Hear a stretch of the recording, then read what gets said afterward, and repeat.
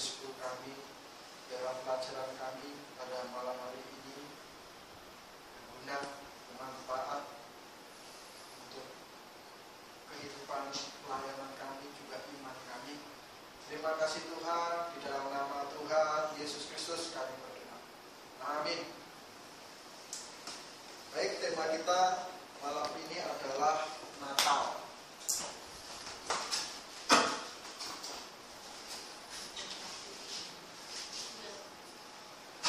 Natal atau lahir.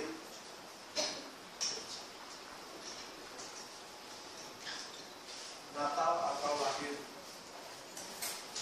Lahirnya siapa? Lahirnya Mesias. Bapak Ibu, di sini banyak sekali kontroversi yang terjadi mengenai pembahasan tentang Natal. Kalau kita belajar Alkitab, memang kita tidak pernah mengetahui kapankah Natal itu, atau kapankah Mesias, ataukah kapankah Tuhan Yesus itu lahir ke dunia. Jadi, kapan Mesias lahir ke dunia, itu kita tidak pernah tahu di dalam Alkitab. Tetapi Mesias jelas pernah lahir ke dunia. Jadi Mesias pernah lahir ke dunia, itu sudah pasti. Nah, tanggalnya berapa, itu kita tidak pernah pasti tahu tanggal Mesias lahir. Nah, malam ini kita akan coba meneliti.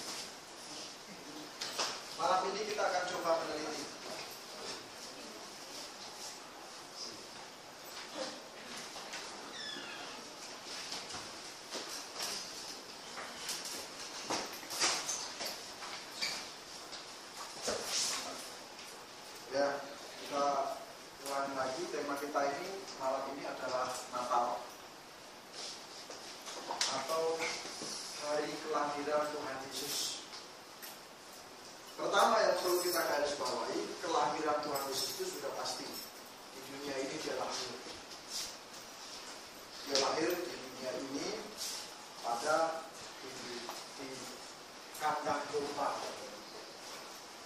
Di Bethlehem, itu tempat lahirnya Mesias, itu pasti.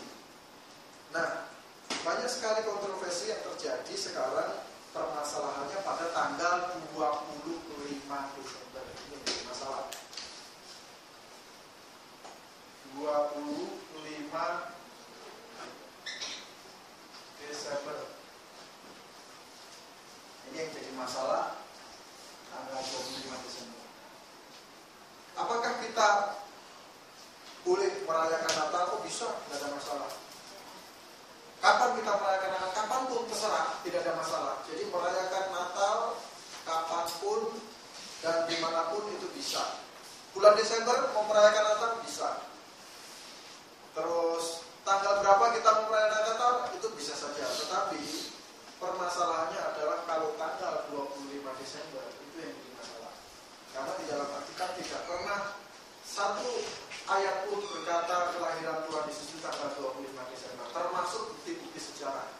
Jadi bukti-bukti sejarah dimanapun tempat tidak bisa membuktikan bahwa Yesus lahir pada tanggal 25 Desember. Nah, oleh sebab itu, saat ini kita akan membuktikan kapankah Mesias menurut Alkitab atau Yesus menurut Alkitab lahir. Nah, sekarang karena sudah bulan Desember, jadi kita perlu tahu saja. Jadi bukan melarang merayakan Natal. Kita akan merayakan pada tanggal 20 besok ini di jemaat di Jayaguna akan merayakan Natal. Jadi kita diundang semua ke sana. Jadi tidak ada masalah untuk perayaan Natal. Tetapi kita hanya membahas secara Alkitabiah tanggal kelahiran Yesus Kristus dan bulannya.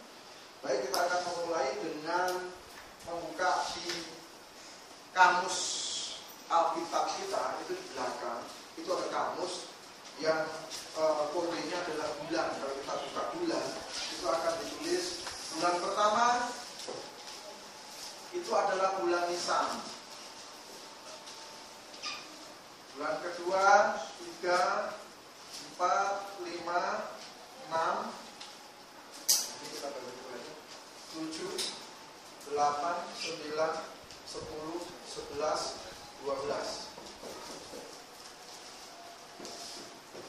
Nah, coba lihat di kamus belakang Alkitab kita itu ada bulan, yaitu satu bulan Nisan, kedua bulan Iyar, ketiga bulan Sivan, keempat bulan Tamus, Ab, Elul, bulan ke-6 itu Elul, bulan ke-7 Tisri,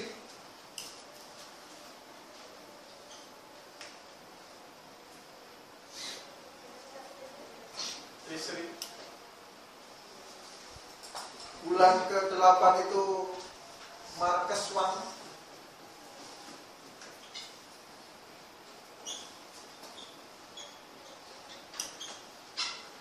bulan ke-9 Kislev,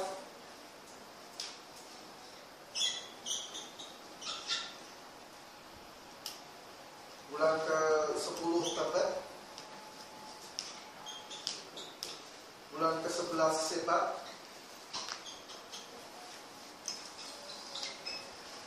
bulan ke-12 Adar. Benar sekali Lembaga Alkitab Indonesia di sini. Sesudah pembuangan, maka penanggalan Babel diambil alih yang mulai dihitung dari bulan Maret. Jadi Sivan ini adalah bulan Maret atau Maret. Kalender kita Maret. Berarti ini April, Mei, Juni, Juli, Agustus, Elul. Ini Tisri, September.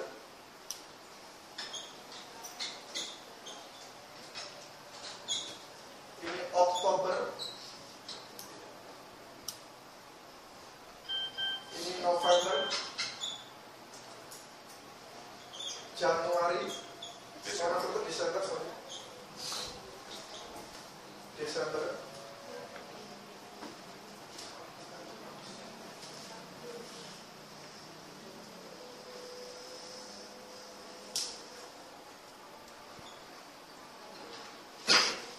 Januari,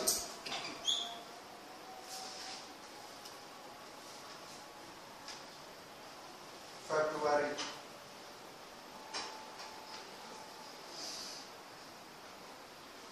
Ini jelas. Jadi ini penanggalan kalender Yahudi. Jadi kalender Yahudi itu adalah Nisan pertama, bulan pertama itu adalah Nisan, bulan kedua itu pertama itu adalah bulan Nisan, yaitu bulan Maret kalau kalender kita atau kalender Gregorian. Itu kalender kedua itu adalah bulan kedua itu adalah Iyar atau April kalender kita. Yang ketiga itu Sivan atau Mei, Tamus atau Juni, kemudian Ab atau Juli, Elul atau Agustus, Tisri September, Markeswan Oktober, Kislev November, Tebet Desember, Sebat Januari, Adar Februari. Nah, dari bukti ini sekarang kita mau melihat kapankah Bunda Maria ini mulai mengandung atau melahirkan. Kita coba lihat di dalam Alkitab.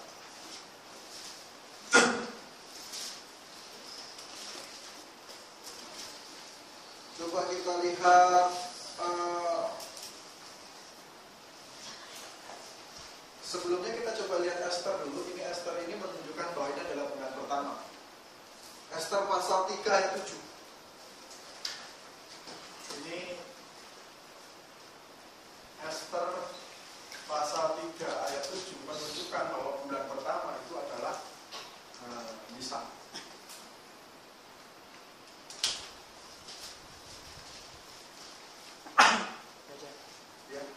Esther pasal 3 ayat yang ke-7.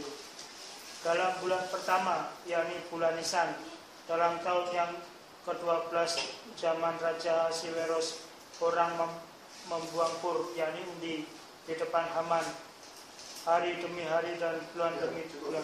Esther pasal 3 ayat 13. Esther pasal 3 ayat 13. Surat-surat itu dikirimkan dengan perantaraan pesuruh-pesuruh cepat ke segala daerah kerajaan, supaya dipunahkan, dibunuh dan dibinasakan semua orang Yahudi, daripada yang muda sampai kepada yang tua, bahkan anak-anak dan perempuan-perempuan. Pada satu hari juga, pada tanggal 13 bulan yang ke-12, yakni bulan Adar. Ya. Nah, ini bulan ke-12, bulan Adar ya. Itu betul. Jadi ini Adar bulan ke-12, itu Ester pasal yang ketiga ayat yang ke-13. Ini menunjukkan bahwa Adar itu bulan ke-12, sementara Nisan itu bulan pertama. Itu berarti betul sekali tadi Lembaga Alkitab Indonesia menuliskan Nisan, Iyar, Siwan, Tammuz, Ab, Elul, Tisri, Markes, Kislev, Tebet, Sebat, Adar. Nah, sekarang kita mau melihat kapankah bukti di dalam Alkitab, kapankah Bunda Maria mulai mengandung. Coba kita lihat di Lukas pasal 1 ayat yang ke-26.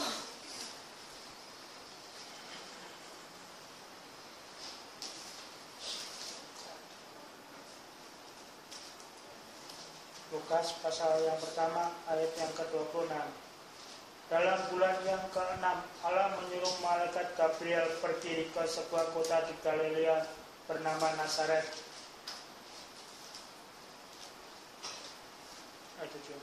Ayat 27. Kepada seorang perawan yang bertunangan dengan seorang bernama Yusuf dari keluarga Daud. Nama perawan itu Maria. Ketika malaikat itu masuk ke rumah Maria, ia berkata, "Salam, hai engkau yang dikaruniai, Tuhan menyertai engkau." Maria terkejut mendengar perkataan itu, lalu bertanya di dalam hatinya, "Apakah arti salam itu?" Kata malaikat itu kepadanya, "Jangan takut, hai Maria, sebab engkau beroleh kasih karunia di hadapan Allah. Sesungguhnya engkau akan mengandung dan akan melahirkan seorang anak laki-laki, dan hendaklah engkau menamai dia Yesus. Ia akan menjadi besar dan akan disebut Anak Allah yang Maha Tinggi.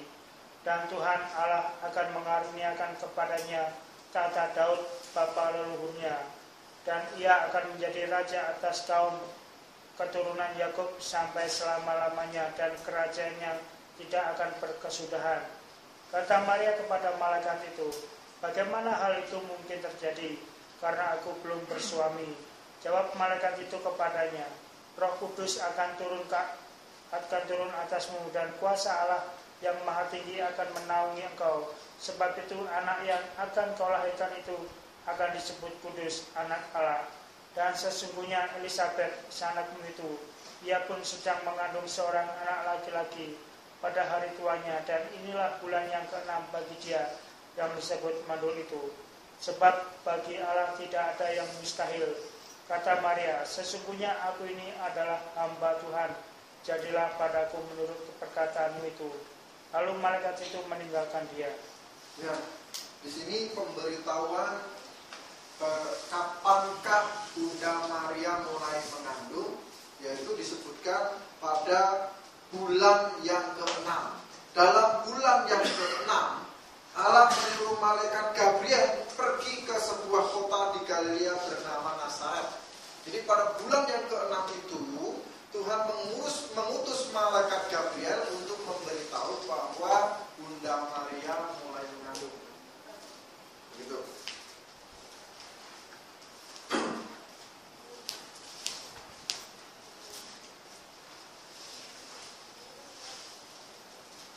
Nah, kalau kita lihat bulan ke-6, berarti ada di sini saya lingkarin. Elul. Bulan ke-6. Terus kalau melahirkannya, berarti harus dihitung 9 bulan. Kurang lebih dari bulan Elul. Yaitu, saya hitung ke sini 1,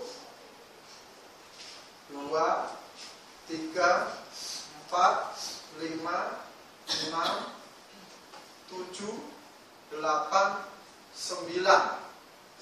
Ini 9. Nah, perhitungan kalender orang Yahudi itu dihitung dari bulan purnama. Itu bulan purnama itu selalu, bulan purnama itu adalah tanggal 1. Itu perhitungan karena menghitung berdasarkan bulan.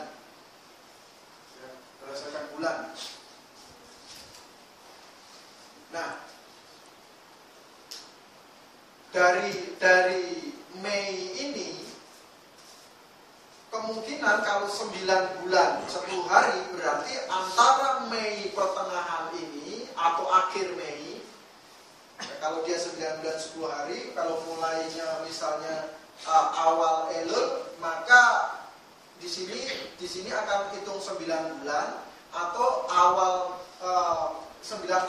Elul, awal Sivan itu berarti tanggal 15 Mei. Kalau ditambah 10 hari sekitar tanggal 25-an. Kalau di sini jatuhnya tanggal 1. 25 Mei. Kalau dimulainya tanggal 1 Elul. Kalau pertengahan Elul berarti bulan Juni. Begitu. Jadi perkiraan itu adalah antara bulan Juni, Mei akhir atau Juni atau Juli awal bisa jadi. Jadi ini perkiraan lahirnya Mesias itu di 3 bulan ini. Kalau Juli awal sekali.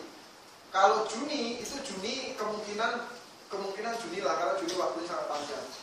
Itu kalau itu normal 9 bulan 10 hari. Kalau Vivia dulu lewat dari 10 hari, 9 bulan berapa hari itu?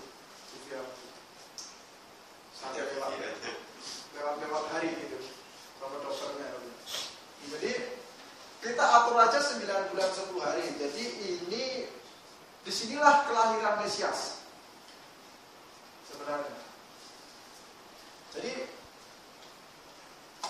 kelahiran Mesias itu ada pada bulan ini. Tidak bisa itu jatuh pada bulan Desember. Karena bulan Desember itu harus melahirkannya itu hamilnya terlalu lama. Berarti 9 bulan, 10 bulan, 11 bulan, 12 bulan, wah nggak mungkin. 13 bulan, 14 bulan, 15 bulan, 16 bulan. Tidak mungkin itu terjadi. Kalau bulan Desember. Jadi kalau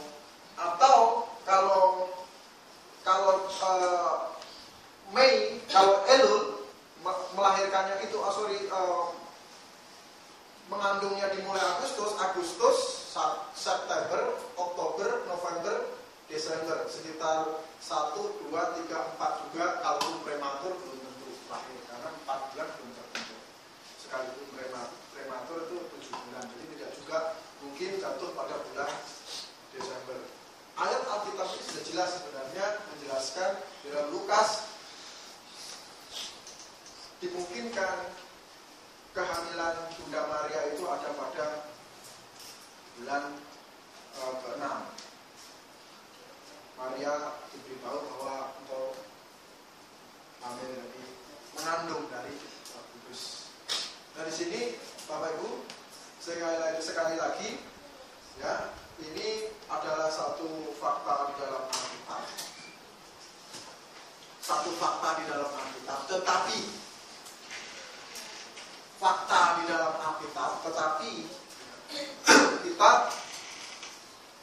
kita seperti dipukung di Jayabuna itu ya. Di Jayabuna itu sama dimanapun tempat ya, di Jayabuna kita contohkan itu ya, tanggal 25 Desember kita nggak bisa bikin acara Pak. Dari awal dari tanggal 21 sudah sibuk sekali, nggak bisa lewatnya, nggak bisa, kita harus sudah mulai masak-masak. Kenapa? Karena kita tidak, itu pun tetangga pada datang semua untuk bertamu tanggal 25 Desember. Oh iya, boleh kalau gitu tolak perayaannya itu tanggal berapa? Nah, di Jayabuna jatuh pada tanggal 20 sambil merayakan ulang tahunnya. Oh silakan, boleh gitu. Tetapi secara alkitabiah kita memberikan satu fakta bahwa 25 Desember time 25 Desember Christmas para telepon tentang wah itu sih nggak bisa, nggak terlalu, karena tanggal 25 Desember saya tidak menggali tanggal 25 Desember itu ada tanggal paganisme dan sebenarnya saya tidak perlu menggali seperti itu. Dari fakta alkitabiah menunjukkan pada bulan ke-6 Tuhan Yesus Bunda Maria mengandung bayi Tuhan Yesus, kemudian melahirkan dihitung 9 bulan 10 hari, maka sebenarnya Natal Tuhan Yesus itu sudah bisa dipastikan adalah sekitar bulan Mei atau Juni. Kita dihitung dari kalender Yahudi. Dihitung dari kalender kita pun bulan pertama misalnya, Kalau dihitung kalender kita bulan pertama, misalnya bulan pertama 1, 2, 3, 4, 5, 6. Nah ini di sini ini melahirkan ini mengandung ini. Maka 9 bulan jadi 1, 2, 3, 4, 5, 6, 7, 8, 9. Bulan Maret. Kalau bulan ke-6-nya itu bulan ke-6 kalender kita dihitungnya. Juga nggak ketemu juga. Jadi sampai sekarang tidak ada fakta yang kenapa bisa kami orang-orang Kristen sebagian mengatakan bahwa itu tanggal 25 Desember. Di sini adalah batu sandungan sebenarnya. Jadi batu sandungan yang begitu besar. Karena banyak orang tersandung gara-gara begini. Katanya kalau mau Tuhan Yesus bisa ketahuan kalian 25 Desember mana ayatnya, kita bisa bingung mana ayatnya nggak ketemu. Dari alasan apapun mereka pintar-pintar juga belajar mengenai kalender Judaisme. Jadi tidak bisa ketemu juga. Oleh sebab itu secara alkitabiah kita tekankan bahwa kelahiran Tuhan Yesus bisa dipastikan pada bulan Siwan atau bulan Tamus, Juni atau awal. Jadi sekitar 3 bulan sekitar itu kalau kita hitung dengan benar secara alkitabiah. Jadi sekali lagi bukan kita tidak merayakan Natal, bisa merayakan kapanpun bisa. Jadi kapanpun bisa perayaan Natal itu dirayakan dan harus dibuat wah, misalnya maksudnya sukacita kita karena perayaan Natal itu karena Mesias lahir di dunia itu harus, dan memang maksudnya itu untuk mengingat bahwa kelahiran Yesus itu sungguh nyata di dunia ini, itu hal yang baik. Sampai di sini ada pertanyaan Pak untuk perayaan hari, bukan perayaan ya. Kalau perayaan itu bebas kapan saja, tapi hari kelahiran Mesias atau hari kelahiran Yesus Kristus itu ada pertanyaan untuk hal seperti ini. Ada Pak? Ya. Sejak kapan 25 Desember dikatakan Natal? Secara umum ya, secara sejarah umum gitu ya. Secara sejarah umum itu dimulai pada saat Kaisar Konstantin bertobat. Gitu. Pada saat Kaisar Konstantin bertobat dan muncul konsili-konsili, begitu. Kaisar Konstantin menurut sejarah umur Kaisar Konstantin ini membuat tanggal 25 Desember yang tadinya adalah perayaan untuk kelahiran Dewa Matahari diubah secara masuknya Kaisar Konstantin itu mungkin baik, diubah dijadikan perayaan kelahiran Mesias gitu. Itu secara umum mereka menjelaskan begitu. Tapi paling tidak banyak sekali versi-versi sejarah, bahkan orang Islam sendiri memberikan sejarah tentang 25 Desember dan sebagainya, dan banyak sekali itu. Tetapi yang jelas dari cerita-cerita dari daftar-daftar pustaka yang terlihat mayoritas itu saya lebih cenderung pada saat Kaisar Konstantin merubah tanggal 25 Desember dari hari perayaan Dewa Matahari menjadi hari kelahiran Mesias. Kelihatannya seperti itu. Nah ini sejak kapannya kurang lebih seperti itu kalau kita baca sejarah-sejarah secara umum. Tapi banyak versi juga cerita 25 Desember. Tapi yang jelas kita mau kembalikan dari awal, kelahiran Mesias itu tentu dihitung dari sejak kapan Bunda Maria mulai mengandung. Ada ini lagi Pak? Saya Pak mau nanya Pak. Ya boleh. Saya agak terganggu dengan kata-kata di Lukas 1:31 Pak. 1:31. Ya. Yang sesungguhnya engkau akan mengandung. Dia selalu menggunakan kata-kata akan sebenarnya Pak. Ya. Yang dari permasalahan saya itu akan itu kan kita belum tahu entah kapan Pak. Nah itu permasalahannya. Dia tidak katakan saat ini gitu, engkau mengandung gitu Pak. Iya. Betul. Nah itu bagaimana Pak? Ya. Di sini kalau kita lihat jelas ya, di ayat 31 itu akan, ayat 32 juga akan. Ya jelas karena ini kan baru dikasih tahu gitu. baru diberitahu pada saat itu. Kalau kata akan di sini, karena pemberitahuannya kamu, misalnya sekarang begini, kamu sudah mengandung, lah kok enak aja, perut orang main disudahin aja begitu. Tentu kan itu namanya orang melahirkan itu kan ada prosedurnya, mensnya terlambat dan lain sebagainya, mulai mengandung kan begitu. Jadi kalau berkata akan itu ya jelas pasti harus akan, karena nanti jawaban Maria itu yang menentukan gitu. Nah, bagaimana? Nah, gitu. Nah, coba kita lihat ini jawaban Maria dulu. Ayat 34. Kata Maria kepada malaikat itu, bagaimana hal itu mungkin terjadi? Gitu. Karena aku belum bersuami. Gitu. Terus jawab malaikat itu kepadanya, Roh Kudus akan turun atasmu. Gitu ya. Dan kuasa Allah yang Maha Tinggi akan menaungi engkau, sebab itu anak yang akan kau lahirkan itu akan disebut kudus, anak Allah. Gitu. Dan sesungguhnya Elisabeth sanakmu itu, ia pun sedang mengandung. Nah, ini yang sedang. Yang ini yang sedang. Nah, nanti kita lihat kronologinya. Yang sedang mengandung itu si Elisabeth. Nah, menarik, nanti kita baca lagi kronologinya. Ia pun sedang mengandung seorang anak laki-laki pada hari tuanya, dan inilah bulan yang ke-6 bagi dia. Ini umurnya sudah 6 bulan. Ya, 6 bulan. Nah, sekarang ini bukti nyata ini. Bulan ke-6 yang bagi dia yang disebut mandul itu.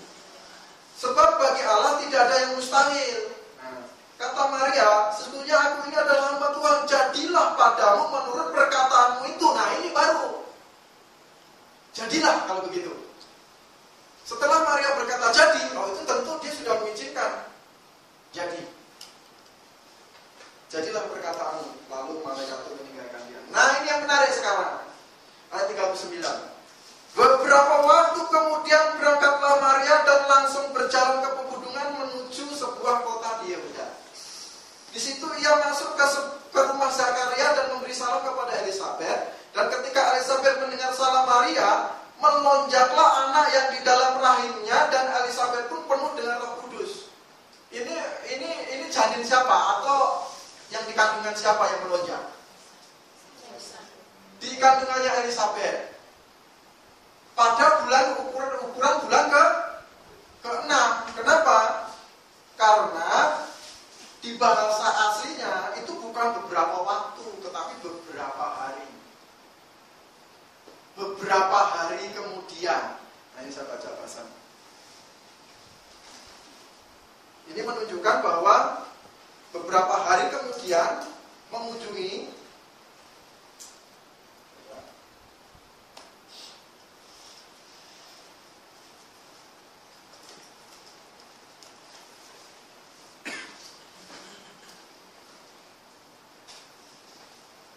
Lukas pasal 1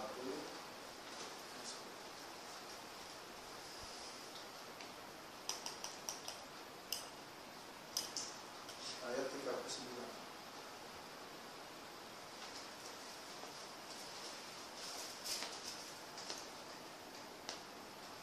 Nah, ini Anastasia de Mariam entais Hemerais. Jadi Hemera itu hari, Hemerais tautais. Jadi kata Hemera itu hari. Hari. Jadi menggunakan kata hari. Nah, di sini terbukti benar beberapa hari mengunjungi pada saat jadilah kehendakmu, katanya, jadilah, sesungguhnya aku ini adalah potong, jadilah padaku menurut perkataanmu itu, katanya. Maka pada saat itu dia mengandung bayi Yesus, dan beberapa hari kemudian mengunjungi Ibu Elisabeth, Hemerais di situ mengunjungi Ibu Elisabeth, dan perkataan Ibu Elisabeth yang benar. Beberapa waktu kemudian, bahasa aslinya tadi beberapa hari, Hemerais sunrise. Beberapa hari kemudian berangkatlah Maria dan langsung berjalan ke pegunungan menuju sebuah kota di Yehuda. Di situ ia masuk ke rumah Zakaria dan memberi salam kepada Elisabet. Dan ketika Elisabet mendengar salam Maria, melonjaklah anak yang di dalam rahimnya, dan Elisabet pun penuh dengan Roh Kudus. Lalu berseru dengan suara nyaring, "Diberkatilah engkau," katanya, "di antara semua perempuan, dan diberkatilah buah rahimmu. Siapakah aku ini sampai ibu Tuhanku, ya, datang mengunjungi aku." Nah, ini bukti bahwa kandungan Maria itu sudah ada isinya. Sehingga Ibu Elisabet berkata, "Loh, siapakah aku ini sampai ibu Tuhanku mengunjungi aku?" Jadi Ibu Elisabet sendiri tahu, sebagai sesama perempuan tahu isi atau tidak isi itu tahu, kan begitu. Sehingga dia berkata, "Ini ibu Tuhanku ini, ibu Tuhan, siapakah aku ini sampai ibu Tuhanku ini mengunjungi aku?" Katanya begitu. Ya. Nah, itu pada hitungan bulan ke-6 kandungannya dari Yohanes Pembaptis. Berarti Yohanes Pembaptis isinya di sini bulan Nisan. Begitu. Karena bulan ke-6 ini sudah kandungan Ibu Elisabet sudah umur yang ke-6. Gitu.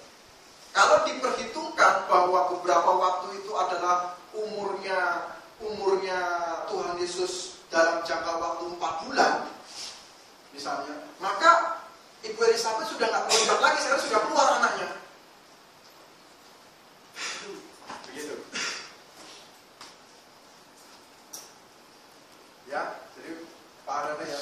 Jadi kalau Ibu Elisabet itu pada bulan ke-6 itu kandungan Ibu Maria itu sudah 4 bulan, juga sama-sama 4 bulan gitu, yang satu 6 bulan, yang satu 4 bulan misalnya, bisa jatuh bulan Desember. Tapi Yohanes Pembaptis yang dikandung di Ibu Elisabet itu sudah keluar. Kan 9 bulan lebih sudah 10 bulan jadinya. Gitu ya, jadi harus dimatchingkan dulu dengan tanggal-tanggal bulan-bulan. Jadi kata beberapa waktu itu begitu penting juga untuk menjelaskan bahwa itu sebenarnya bahasa aslinya beberapa hari. Karena itu hemerais atau kais.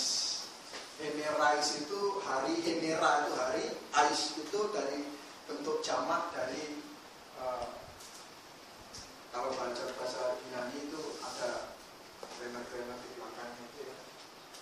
OSE, omen, ETOC dan lain sebagainya itu menunjukkan jamak tunggal dan lain sebagainya, kata ganti orang pertama, kedua, ketiga dan sebagainya, itu di bahasa Yunani jelas sekali.